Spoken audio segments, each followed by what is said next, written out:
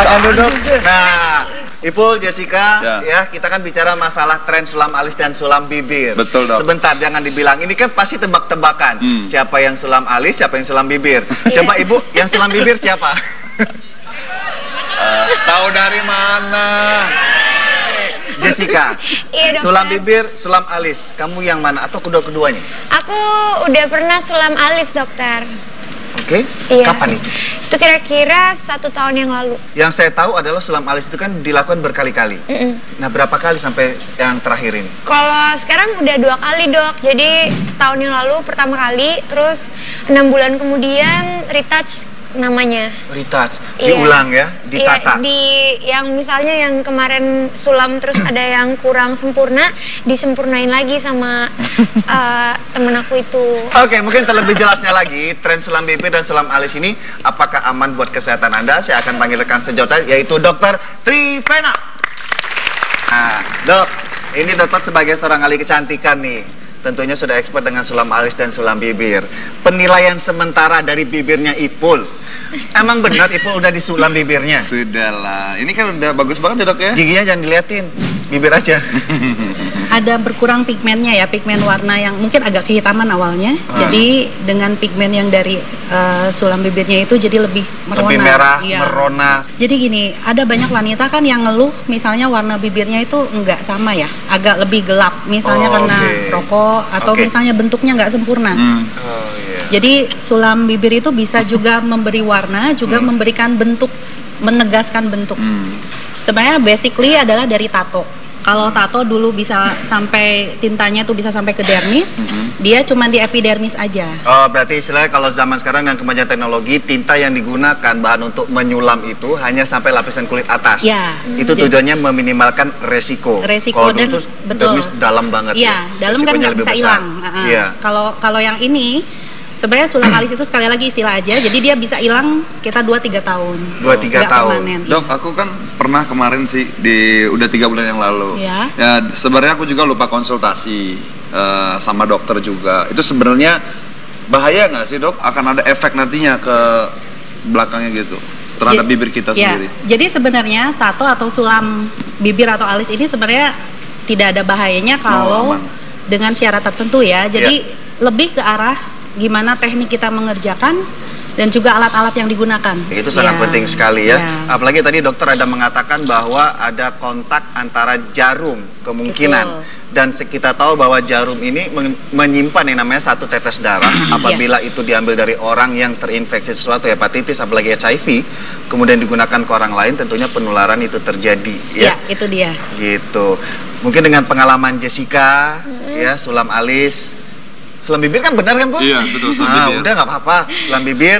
Ada di rumah pasti penasaran. Penonton saya penasaran nggak gimana proses pembuatannya? Nah, Anda penasaran? Ayo, Dokter Trivena ingin menunjukkan proses pembuatannya. Pul, bibir kamu mana yang mau diperbaiki? Atas apa bawah? Tonton aja deh.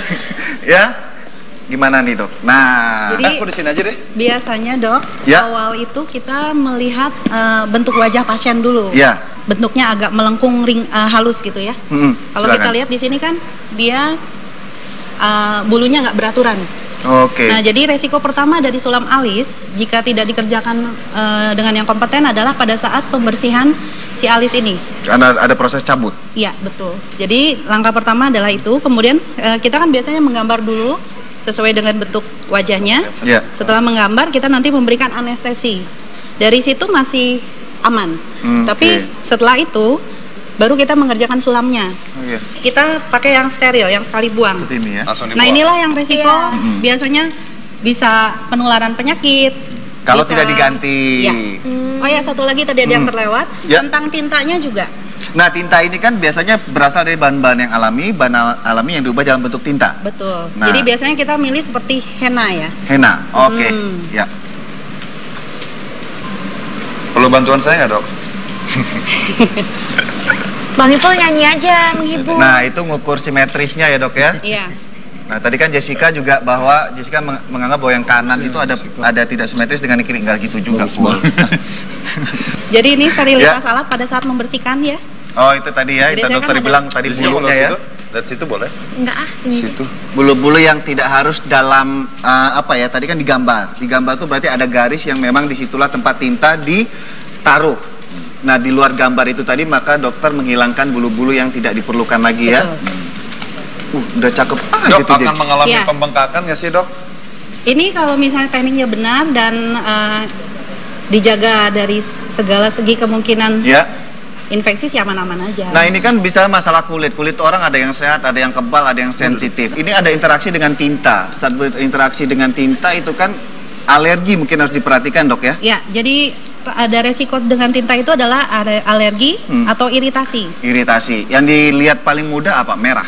Iya. Dan jangan lupa juga bahwa kalau orang yang ada kemungkinan jaringan parut, misalnya keloid, itu hati-hati sekali. Nah, ini setelah tindakan seperti Ya. ini, Oh iya, bagus. Jadi ini kita kasih anestesi krim.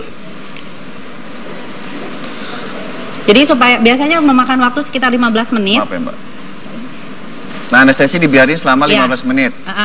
Ya, biasanya kita supaya lebih meresap krim anestesinya kita menggunakan wrapping gitu, plastik. Oke.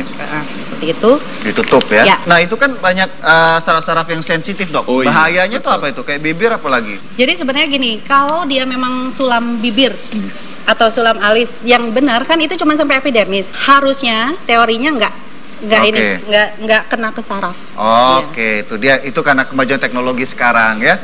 Silakan Silakan, tidur. Mbak. Tiduran, Mbak. Ya. Dok. Jadi biasanya kita memberikan warna yang sesuai dengan keperluannya. Di sini kita biasanya pilih warna coklat. Saya jadi nggak pakai metode lama ya. Ya. Sekarang udah pakai yang ini. Canggih. Yang terbaru. seperti tadi Jessica ya. Ya. Nggak pakai kabel kata Jessica. Pakai baterai mungkin kemarin waktu itu. Iya. Jadi ini alatnya, nanti dia bergerak dengan ada beberapa kecepatan. Kita biasanya sesuaikan dengan kebutuhan pasien ya. Ya. Nah, itu jarum sudah dimasukin bahan tinta, sekarang tinggal dikontakin Ya. pada area alis. Gak usah tegang, Mbak. Santai aja, Mbak. Jadi bedanya sulam alis dengan tato pada umumnya, kita itu membentuk kayak garis-garis rambut. Oke. Garis-garis seperti bentuk rambut yang alami. Nah, di sini kan kita lihat ada resiko perdarahan mikro. Ya, perdarahan kecil ya. Nah, ini yang harus kita hati-hati banget. Makanya request jarum itu ya, tadi yang steril. Jadi kita kerjakan seperti ini sampai bentuk yang diinginkan. Setelah itu ada proses apa lagi, Dok? Kita biasanya memberikan krim antibiotik. Krim antibiotik karena ada proses tadi perdarahan Ya. itu ya. Dan tadi, jadi informasi bahwa nggak boleh kena air. Oke. Terus kemudian kan ini ada tintanya. Ya. Nah, tinta ini nggak boleh dikeletek. Jadi harus biarkan melupas sendiri. Oke, seperti itu. Biasanya sempurna tuh 7 hari. 7 hari ya. Beri tepuk tangan buat Dr. Trivena. Yang terpenting bagaimanapun ya, keputusan Anda secara individu untuk memperbaiki penampilan itu adalah hak Anda. Tapi yakinkan lagi pada Anda dan juga ahli yang mengerjakannya mengenai kondisi dari memperbaiki penampilan. Jangan sampai mengancam kesehatan Anda sendiri. Ya, setelah ini masih banyak informasi yang menarik. Jadi tetap di Dr. Oz Indonesia. Pada saat itu, dokter menganjurkan untuk cepat-cepat melakukan operasi. Kisah nyata seorang gadis yang harus menjalani pemotongan usus hingga 20 cm akibat usus meledak. Jadi kondisi peritonitis ini apapun penyebabnya harus segera dilakukan tindakan pembedahan buka perut atau laparotomi.